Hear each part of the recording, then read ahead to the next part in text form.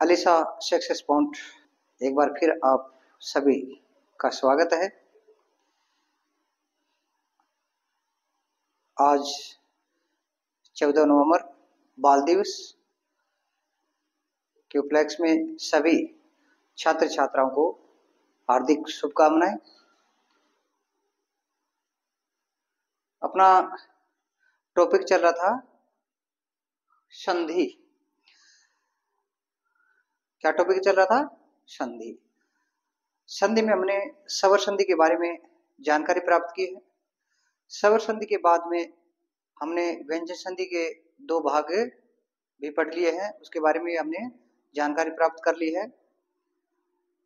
व्यंजनों के बारे में भी मैंने आपको बताया था, व्यंजन क्या है, कितने होते हैं, वो आप समझ पाए होंगे। या नए बच्चे कोई देख रहे हैं तो व्यंजन 33 होते हैं, कैसे लेकर के है तक।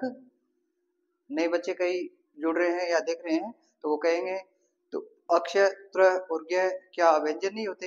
हाँ होते हैं, लेकिन वो संयुक्त व्यंजन होते हैं, क्योंकि अक्ष त्र और ज्ञ है वो 2 या 3 वर्णों से मिलकर के बने होते हैं, इसलिए व्यंजन 33 ही माने जाते हैं। और वो 3 है अक्ष त्र और ज्ञ, वो संयुक्त व्यंजन होते हैं। अब नए बच्चे देख रहे हैं तो इसके आधार पर व्यंजन संधि की क्या परिभाषा होती है वो भी कुछ जानकारी देनी भी जरूरी होती है। व्यंजन संधि, व्यंजन के बाद व्यंजन या स्वर हो तो उसे व्यंजन संधि कहते हैं। व्यंजन के बाद में व्यंजन आए या स्वर आए उसे क्या कहते हैं? व्यंजन संधि कहते हैं। और व्यंजन संधि के 6 भेद बताए थे: सचुतव संधि, षटुतव संधि, और तीसरा है जस्तव संधि, चौथा है चरतव संधि, और पांचवा है अनुस्वार संधि, और छठा है अनुनासिक यार या पर सवर्ण संधि। इस प्रकार व्यंजन संधि के 6 भाग या भेद बताए थे मैंने। तो संधि के अंदर 2 नंबर है व्यंजन संधि। क्या है? व्यंजन संधि।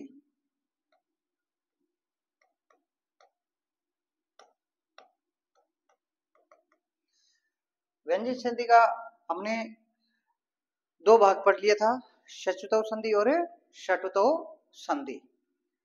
अब तीसरा भाग है जस्तव संधि। कौन सा है? जस्तव संधि। कौन सा है? जस्तव संधि है। इसमें सूत्र होता है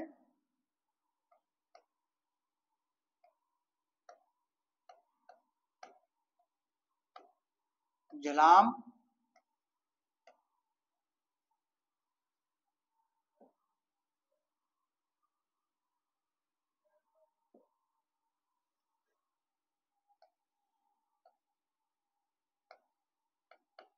जसो अंते।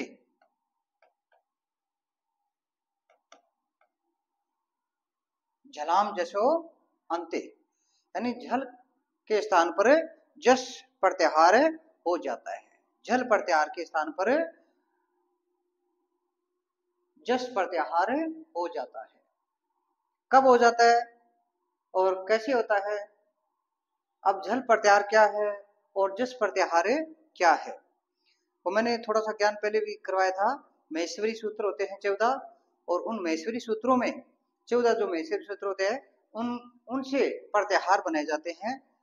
तो उन प्रत्याहारों में से झल प्रत्याहार और जस प्रत्याहार भी होता है। तो झल प्रत्याहार में कौन कौन से वर्ण आते हैं ये देखो पहले।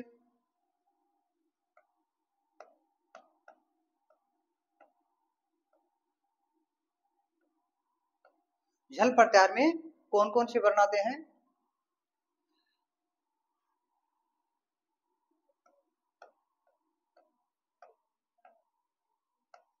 प्रत्येक वर्ग का प्रथम, द्वितीय, तृतीय, चौथा वर्ण और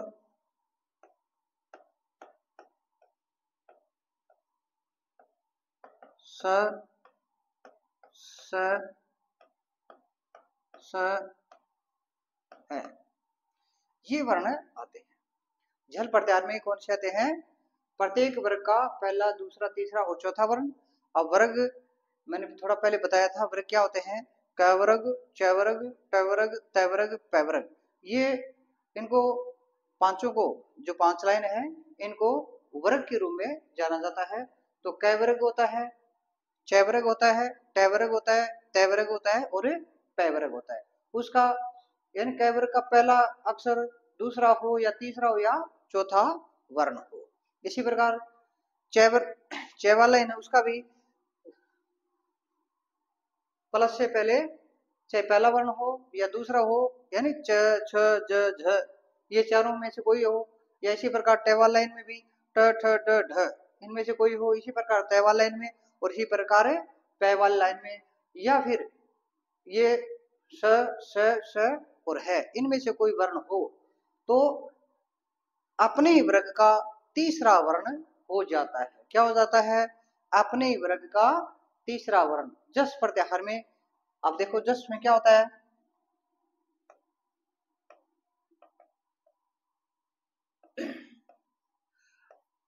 जस प्रत्याहार में कौन कौन से वर्ण होते हैं? देखो, ज, ब, ग, ड, ज, ब, ग, ड, द, ये 5 वर्ण होते हैं, क्योंकि 5 ही वर्ग होता है, क, च, ट, त, प, और ये प्रत्येक वर्ग का तीसरा वर्ण। देखो, तो अपने वर्ग का तीसरा वर्ण बन जाता है। अपने वर्ग मतलब कहवा लाइन का कोई पहला, दूसरा, तीसरा या चौथा वर्ण में से कोई आए तो उसका ग बन जाता है। इसी प्रकार चैवा लाइन में से कोई सा वर्ण आए तो उसका च वाले वर्ण के स्थान पर जय बन जाता है। उसी प्रकार प्लस से पहले टेबल लाइन में से कोई वर्ण आए, पहला, दूसरा, तीसरा, चौथा में से, तो टेबल लाइन का क्या बन जाता है? डे बन जाता है। उसी प्रकार टेबल लाइन में दे बन जाता है। इसी प्रकार पैवल लाइन में से कोई वर्ण आए तो वे बन जाता है। अब देखो कब बन जाता है? अब ये तो प्लस से पहले आना चाहिए, झल प्रत्याहार, यानी कैसे? झल प्रत्याहार होना चाहिए पहले, और प्लस में आगे क्या होना चाहिए?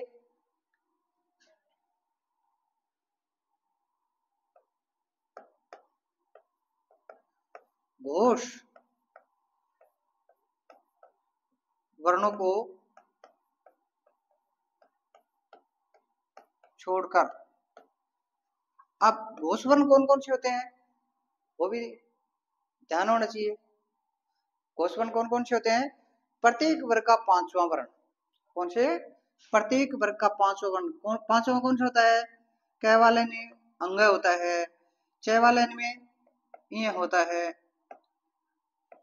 और टे वाले लाइन में अण होता है, और टे वाले लाइन में न होता है, और मैं पे वाले लाइन में मैं होता है, और य, र, ल, व और है। ये क्या है? घोष वर्ण है। झल प्रत्याहार के बाद में इनमें से कोई वर्ण नहीं होना चाहिए, अन्य कोई यहाँ पे छोड़कर कोई भी स्वर या व्यंजन हो तो जस प्रत्याहार बन जाता है। किसके स्थान पर? झल प्रत्याहार के स्थान पर, यानी प्लस से पहले झल प्रत्याहार होना चाहिए। झल प्रत्याहार में कौन कौन से वर्ण, प्रत्येक वर्ग का पहला दूसरा तीसरा चौथा, ये चारों में से कोई वर्ण हो या स है, इनमें से हो यहाँ पे, और इसके आगे यानी प्लस के बाद में इन वर्णों को छोड़ करके अंग य न म य र ल व है, इन वर्णों को छोड़ करके कोई भी व्यंजन हो या स्वर हो तो झल प्रत्याहार के स्थान पर जस प्रत्याहार हो जाता है। झल के स्थान पर क्या है, जस प्रत्याहार हो जाता है। समझ आ गई कि नहीं? याद रखना है, जब प्लस से पहले झल प्रत्याहार हो, झल प्रत्याहार में ये वर्ण होते हैं प्रत्येक वर्ग का पहला दूसरा तीसरा चौथा और शेष है, और उसके बाद में घोष वर्णों को छोड़ करके, घोष वर्ण प्रत्येक वर्ग का 500 वर्ण और ये अलावा ये वर्ण होते हैं घोष में, इनको छोड़ करके कोई भी स्वर या व्यंजन हो तो वहां पर जस प्रत्याहार हो जाता है। आगे वाले में कोई परिवर्तन नहीं होगा, सिर्फ ये झल प्रत्याहार है इसके स्थान पर ही जस होता है। आगे प्लस के बाद है उसमें कोई परिवर्तन नहीं होगा। ये याद रखना है कि झल के स्थान पर ही होता है, आगे जो भी आए चाहे स्वर आए या व्यंजन आए उनमें कोई परिवर्तन नहीं होगा। समझ में आ गई? याद रखना है झलाम जसवंते, यानी झल के स्थान पर जस प्रत्याहार हो जाता है। शर्त क्या, जब प्लस के बाद में कोई घोष वर्ण नहीं होना चाहिए, और घोष वर्ण में ये बता दिया वो कोई भी घोष वर्ण नहीं होना चाहिए, उसके बाद में स्वर या व्यंजन और कुछ भी हो सकता है लेकिन घोष वर्ण नहीं होना चाहिए, तब झल प्रत्याहार के स्थान पर जस प्रत्याहार हो जाता है। चलो अब इसके उदाहरण देखते हैं, जो लिख रहे हैं वो लिखें, समझे, देखें।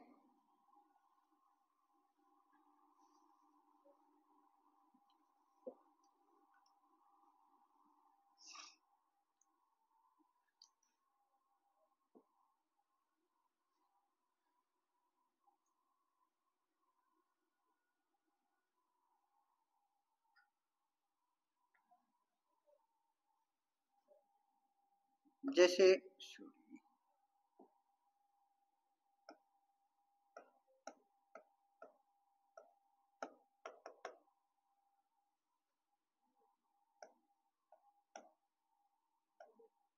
वाक प्लस में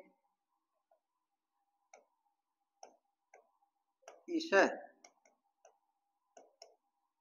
वाक प्लस में ईश। अब देखो प्लस से पहले क वर्ण है और पहला है, ये बताया है झल प्रत्याहार में पहला दूसरा तीसरा चौथा वर्ण इनमें से कोई हो तो पहला है, आगे कोई घोष वर्ण नहीं होना चाहिए, उसके बाद में घोष वर्ण के अलावा कोई भी स्वर हो या व्यंजन हो तो झल प्रत्याहार के स्थान पर जस प्रत्याहार हो जाता है। अपनी वर्ग का तीसरा वर्ण हो जाता है। देखो वा का वा लिख देंगे, वा, और क के स्थान पर कैवाल लाइन का तीसरा वर्ण कौन सा होता है, ग होता है। कौन सा होता है, ग होता है। ग, क्यों, ये ग क आधा है तो ग भी आधा होता है, लेकिन आगे ई है तो पूरा हो जाता है वागीश। क्या बन गया, वागीश। समझ में आ गई? वाक प्लस में ईश, वागीश हो जाता है। इसी प्रकार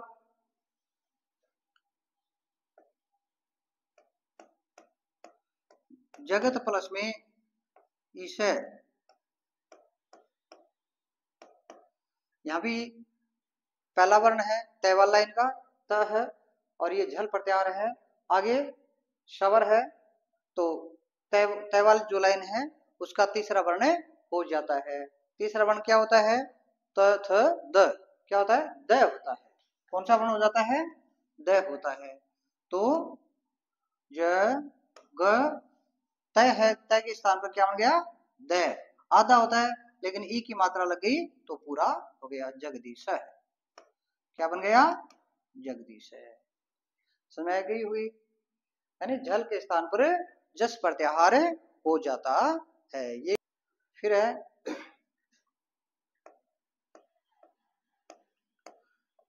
षट प्लस में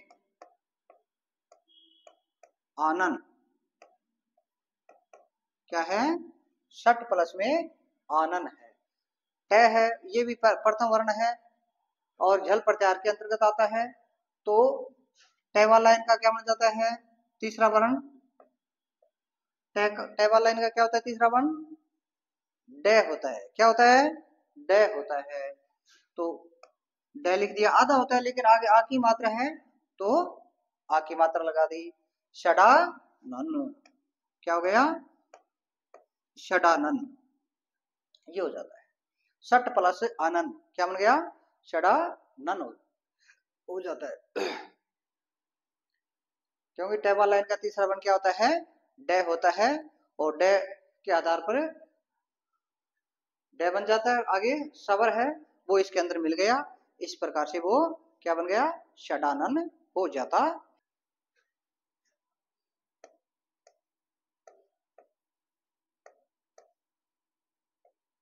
दिक् प्लस में गज, दिक् प्लस में गज क्या हो गया? दिक् प्लस में गज। इसी प्रकार ये झल प्रत्याहार में आता है क, और अपने वर्ग का तीसरा हो जाता है। क्या हो जाता है? दिग, क का क्या बन गया? ग। आधा क है तो आधा ही ग बनेगा, क्यों? आगे कोई सवर नहीं है, सवर होता तो ये पूर्ण हो जाता ऊपर की तरह, इसलिए यहाँ पे व्यंजन है आगे तो आधा ही ग रहता है, और आगे वाला ग।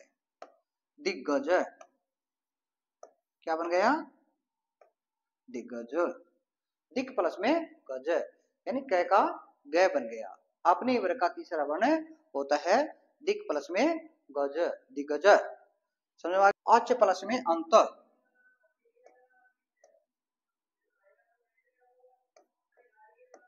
अत प्लस में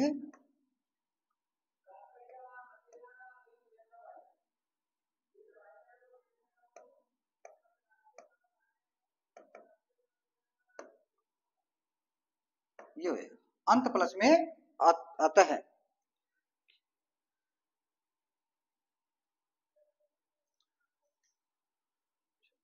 सॉरी, अच नहीं है, अत नहीं है, अच्छा है।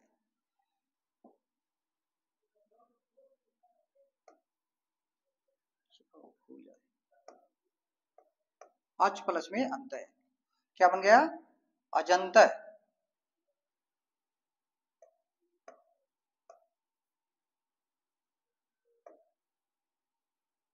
अजंत। च के, च का क्या है? जय बन जाता है।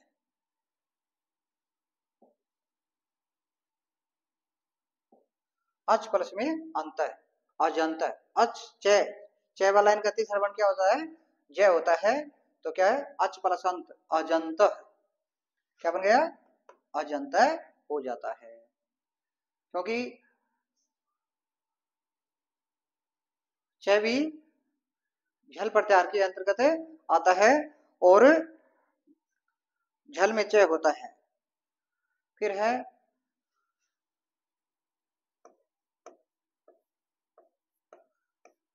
सुप प्लस में अंत, क्या है? सुप प्लस में अंत, तो सु का सु हो गया, और पै का तीसरा वर्ण क्या होता है? बै होता है। क्या होता है? बै होता है, आधा बै, क्योंकि आधा पै तो आधा ही बै बनेगा, लेकिन आगे अ है तो अ मिलने से पूरा हो जाता है बै। सुबह तह क्या बन गया? सुबंतः। सुप प्लस में अंत क्या बन गया? सुबंत है बन जाता है। क्योंकि पै है, ये भी झल प्रत्याहार के अंतर्गत आता है।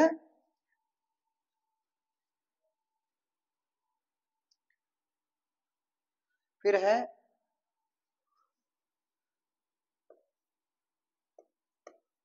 अगला उदाहरण, उत प्लस में देश्यम,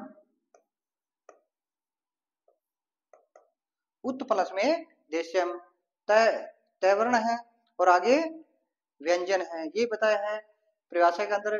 आगे घोष वर्णों को छोड़ करके कोई भी व्यंजन या स्वर हो तो झल प्रत्याहार के स्थान पर जस प्रत्याहार हो जाता है। तो तय है वो भी झल प्रत्याहार के अंतर्गत आता है, और आगे व्यंजन है द, तो क्या बन जाता है उ। तय का तीसरा वर्ण कौन सा होता है? द होता है। क्या होता है? द होता है।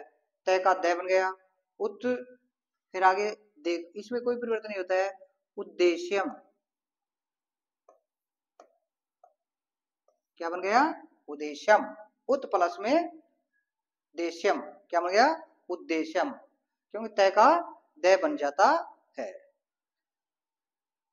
तय है वो भी झल प्रत्याहार के अंतर्गत आता है। जिसको लिखना है वो लिखने, बोर्ड पूरा है, फिर इरेज करता हूं।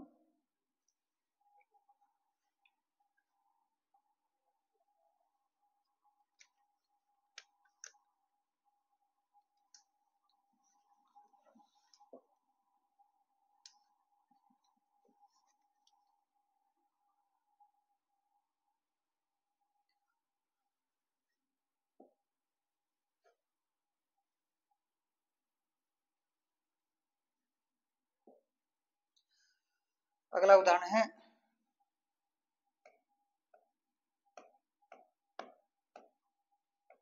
चित प्लस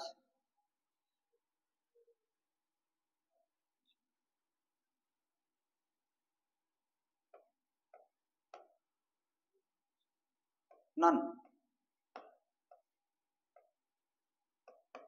चित प्लस में आनन, क्या है? चित प्लस में आनन। तय का तीसरा वर्ण क्या हो जाता है?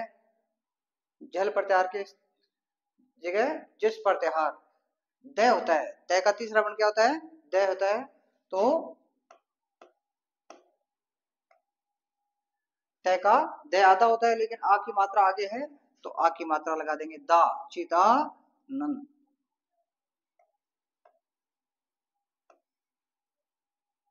चिदा नन हो जाता है। क्या हो गया? चित प्लस में आनन का क्या हो गया? चिदा नन हो जाता है।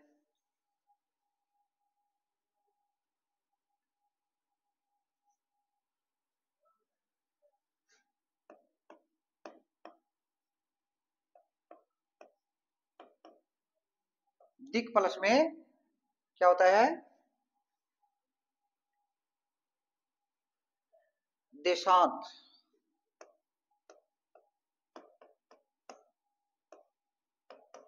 दिक प्लस में देशांत होता है। तो क है वो जल प्रत्याहार में आता है, और आगे कोई भी व्यंजन हो तो व्यंजन है, घोषवर्ण नहीं है, तो क का ग हो जाता है। दिग, क का क्या हो गया? ग हो गया। और देशांत, दिग देशांत है, दिग देशांत है। क्या बन गया? दिग देशांत है।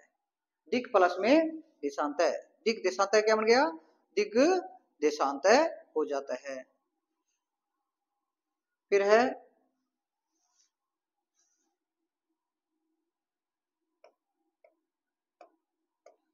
शत प्लस में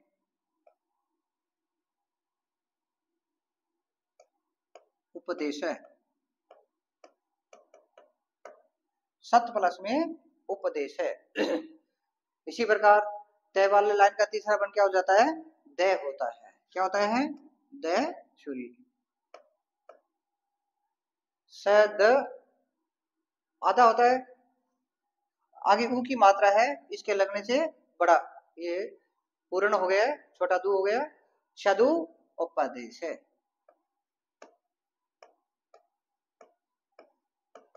क्या बन गया? सदुपदेश है। सत प्लस में उपदेश है, सत प्लस में उपदेश है, यानी सदुपदेश बन जाता है।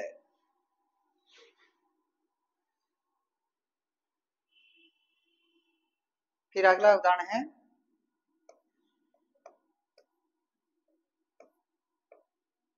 प्राक प्लस में एव। क्या है? प्राक प्लस में एव।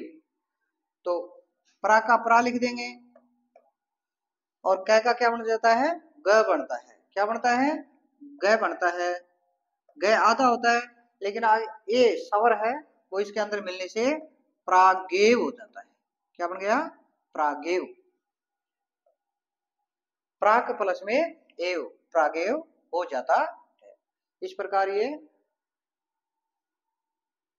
व्यंजन संधि का तीसरा भाग जस्तव संधि है वो पूर्ण होता है।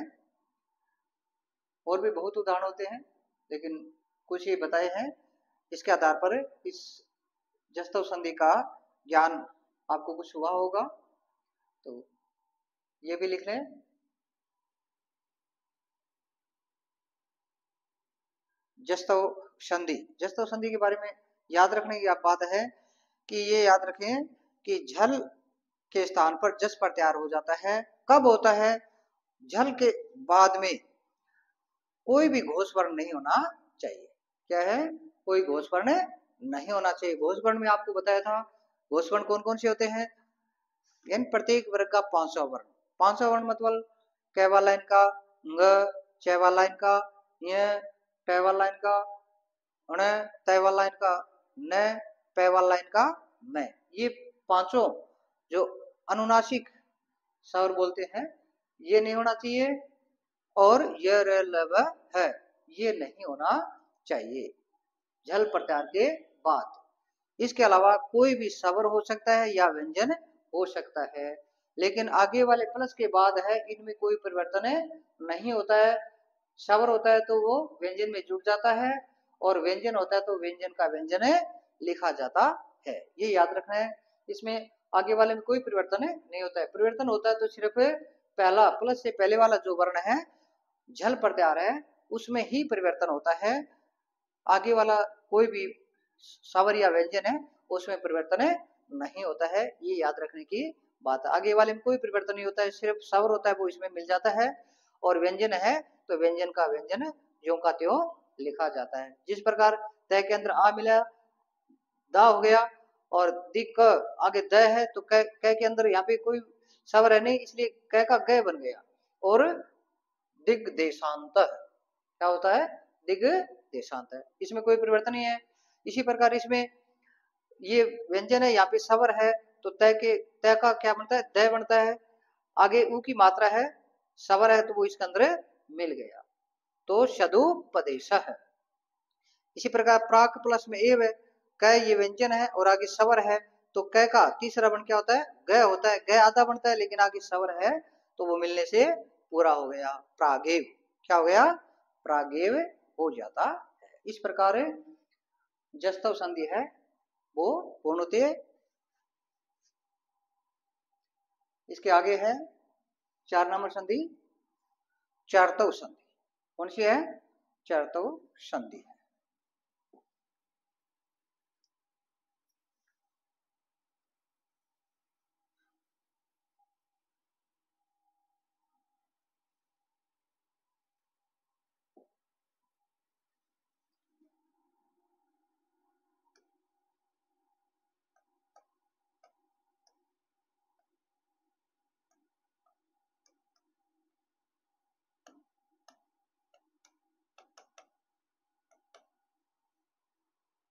चार्तव संधि, इसका सूत्र होता है खृचय।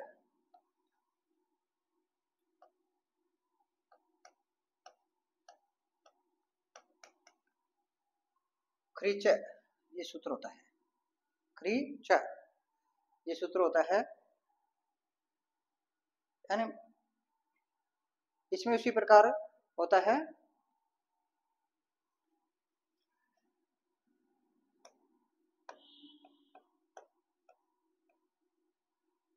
झल प्लस में खर, झल प्लस में खर, और झल के स्थान पर चर। खृचय सूत्र है चार्तव संधि। इसकी परिभाषा क्या होती है, जब प्रथम पद के अंत में झल प्रत्याहार हो और आगे खर प्रत्याहार हो तो झल प्रत्याहार के स्थान पर चर प्रत्याहार हो जाता है। क्या होता है? चरतो संधि में प्लस से पहले झल प्रत्याहार हो और आगे खर प्रत्याहार हो तो झल के स्थान पर चर प्रत्याहार हो जाता है, आगे वाले में कोई परिवर्तन नहीं होता, सिर्फ झल प्रत्याहार पे ही होता है। जस्तव संधि है, उसमें आगे बताया था, आगे कोई भी स्वर या व्यंजन हो घोषवर्णों के अलावा इसमें कोई घोषवर्ण नहीं, सिर्फ खर प्रत्याहार ही होना चाहिए। इसमें भी कोई परिवर्तन नहीं होगा, उसमें परिवर्तन नहीं होगा जस्तव संधि के आधार पर। जस्तव संधि उसमें परिवर्तन नहीं होगा, आगे वाले में। इसी प्रकार खर प्रत्याहार में कोई परिवर्तन नहीं होता है, सिर्फ झल प्रत्याहार में ही परिवर्तन होता है। झल में आपको बताया था, झल प्रत्याहार में कौन कौन से वर्ण होते हैं? प्रत्येक वर्ग का पहला, दूसरा, तीसरा, चौथा वर्ण और श है, ये वर्ण होते हैं। खर प्रत्याहार में क्या होता है? खर प्रत्याहार में प्रत्येक वर्ग का पहला, दूसरा वर्ण और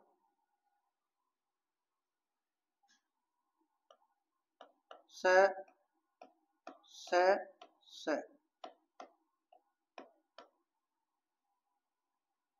ये होते हैं।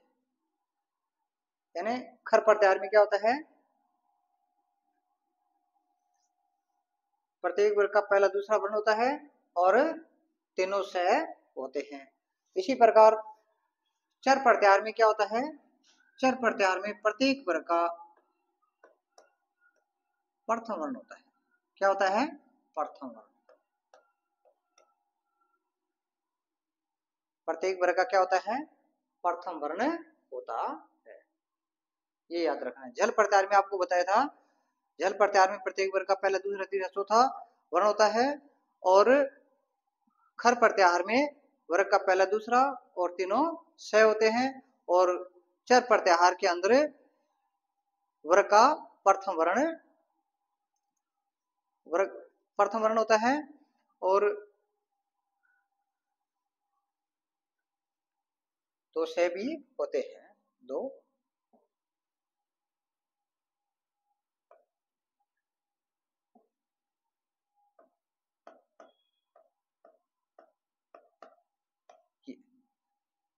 प्रत्येक वर्ग का पहला वर्ण और स ये होते हैं। तो झल के स्थान पर चर प्रत्याहार हो जाता है, याद रखना है। झल प्रत्याहार के बाद में खर प्रत्याहार हो, यानी खर प्रत्याहार में वर्ग का पहला, दूसरा वर्ण और स तीनों स होते हैं और चर प्रत्याहार में वर्ग का पहला वर्ण होता है और दो स होते हैं, स। ठीक है ना? अब देखो जैसे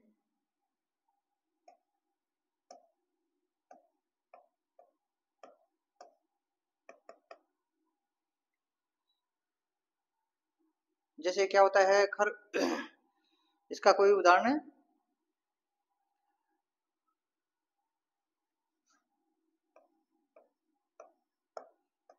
सद प्लस में कार है, सद प्लस में कार है।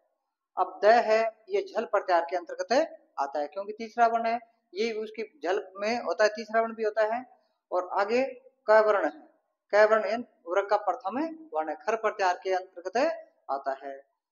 तो सिर्फ इसमें पहले जो द है इसमें ही परिवर्तन होगा, इसमें ही अपने वर्ग का पहला वर्ण हो जाता है, अपने वर्ग का होगा, अन्य का नहीं होगा, वर्ग का प्रथम वर्ण होता है। जैसे देखो स द है, द लाइन का पहला वर्ण क्या होता है? तय होता है, आधा द है तो आधा तय होगा। आगे कोई सवर नहीं है क्योंकि सवर इसके अंदर आता भी नहीं है, क्योंकि खर प्रत्याहार में वर्ग का पहला, दूसरा और तीनों स होते हैं। तो द का आधा तय हो गया और कार का कार। आगे वाले में कोई परिवर्तन नहीं होता, आगे वाला ज्यों का त्यों लिखा जाता है, कार है। शत प्लस में कार है, सत प्लस कार है, क्या हो गया? शत कार है, क्योंकि द का पहला वर्ण क्या होता है? तय होता है। समझ में आ गई? फिर है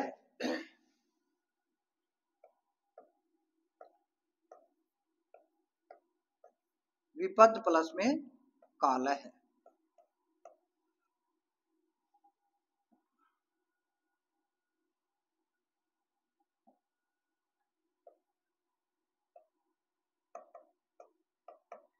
विपद प्लस में काल है। इसी प्रकार द है वो जल प्रत्याहार के अंतर्गत आता है और क है वो खर प्रत्याहार का होता है। तो ये द है वो अपने ही वर्ग का पहला वर्ण होता है। चर प्रत्याहार में वर्ग का पहला वर्ण होता है।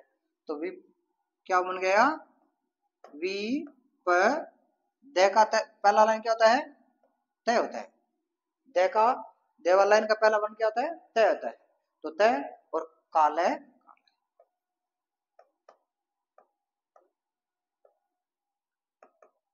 विपद काल है।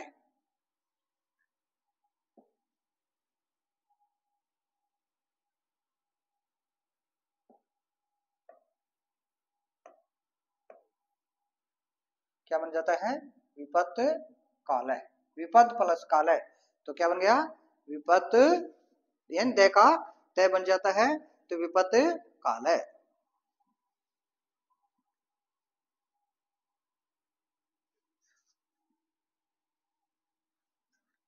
अगला है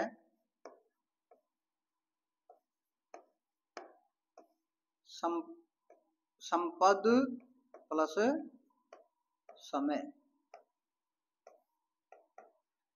संपद प्लस में समय से आ गया, क्योंकि से भी आ सकता है या वर्ग का पहला दूसरा वर्ण आ सकता है। तो इसमें तो कोई परिवर्तन होना ही नहीं है। प्लस के बाद वाले जो वर्ण है उसमें कोई परिवर्तन नहीं होना, सिर्फ होना है तो पहले वाले पद का जो अंतिम वर्ण है उसमें ही होना है। तो संपद द है, द का द वाला लाइन है उसका पहला वर्ण क्या होता है, तय होता है। स म प द का आधा तय होता है। संपत समय क्या बन गया, संपत समय यानी संबद्ध समद द है, द का क्या बन गया, तय बन जाता है। तो क्या बन गया, संपत समय है। समय आ गई। इस प्रकार ये कुछ उदाहरण है, और भी है एक दो कुछ।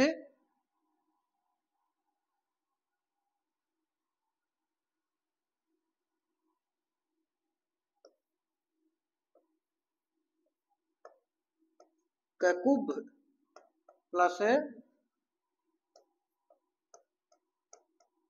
प्रांत है, ककुब प्लस प्रांत है।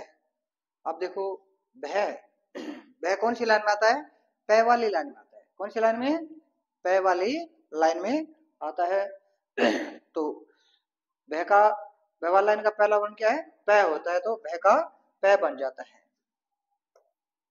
क कु आधा पै, क्योंकि आधा पै है तो आधा ही पै बनेगा। और आगे प्रांत है का प्रांत है।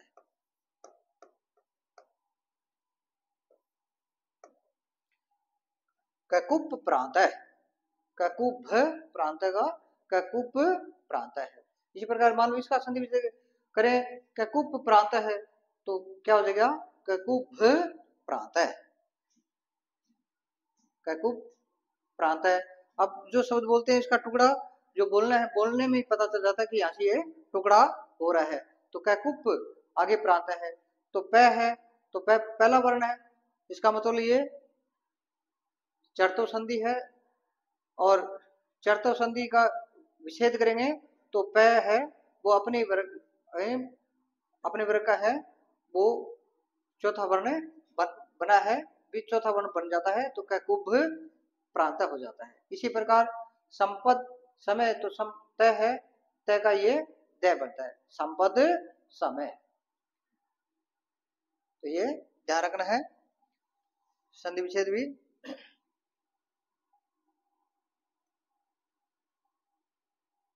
अगला कोई उदाहरण,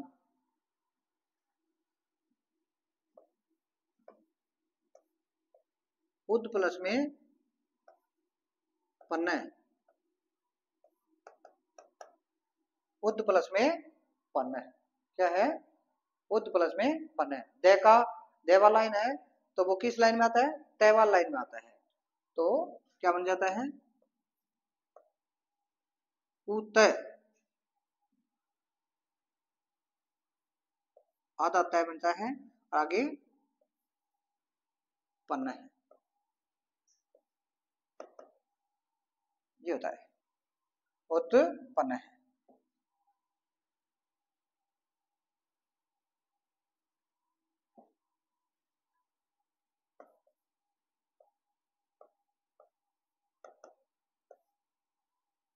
उद प्लस पन है, क्या होता है? उत्पन्न है। तो इस प्रकार चरतव संधि है, वो भी चरतव संधि की कुछ थोड़े बहुत ही उदाहरण होते हैं, तो ये भी याद रखना। हो सकता है और कोई भी उदाहरण हो, लेकिन कुछ जैसा मेरे दिमाग में था वैसा आपको ये बताया है। इस आधार पर ये चरतव संधि है। चरतव संधि की अपने नियम है या परिभाषा है, जो सूत्र है वो जरूर याद रखने की आवश्यकता होती है कि सूत्र किस प्रकार से होता है।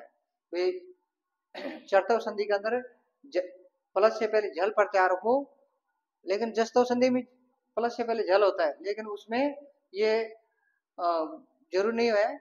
उसमें निश्चित है कि वर्ग का पहला दूसरा वर्ण और शेष है, ये तीनों होना चाहिए।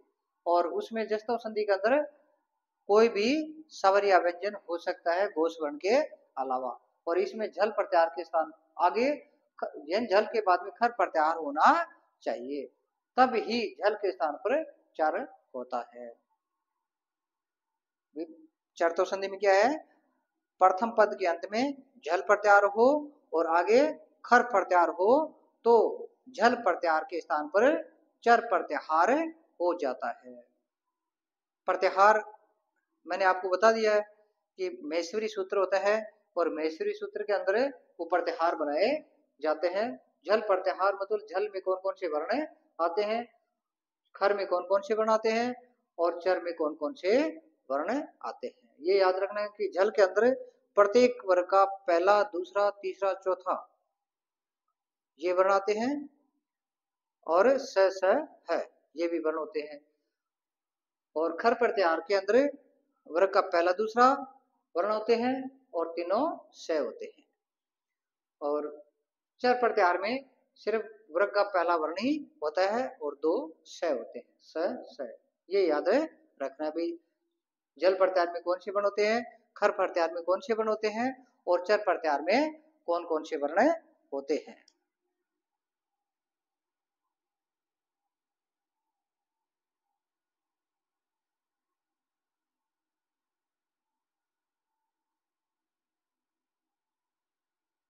तो व्यंजन संधि के दो भेद या दो भाग पहले करवा दिए, और दो भाग है वो आज करवा दिए हैं, यानी ये चौथा भाग है। चरतव संधि क्या है? चौथा भाग है। तो मुझे विश्वास है कि आपको समझ में आया होगा, लेकिन इसको बार बार अध्ययन करना बहुत आवश्यक है। संस्कृत का ग्रामर ऐसा ही है, इसको बार बार आपको पढ़ना पड़ेगा।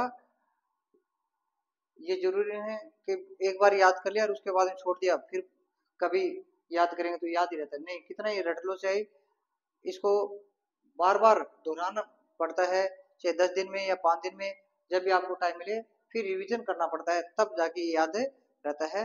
ये जरूरी नहीं है हमेशा ये ग्रामर है वो याद रहे, लेकिन इस संस्कृत का जो व्याकरण है उसको बार बार दोहराना ही पड़ता है।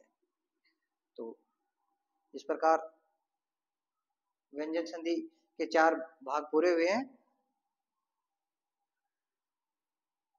जय हिंद, जय भारत।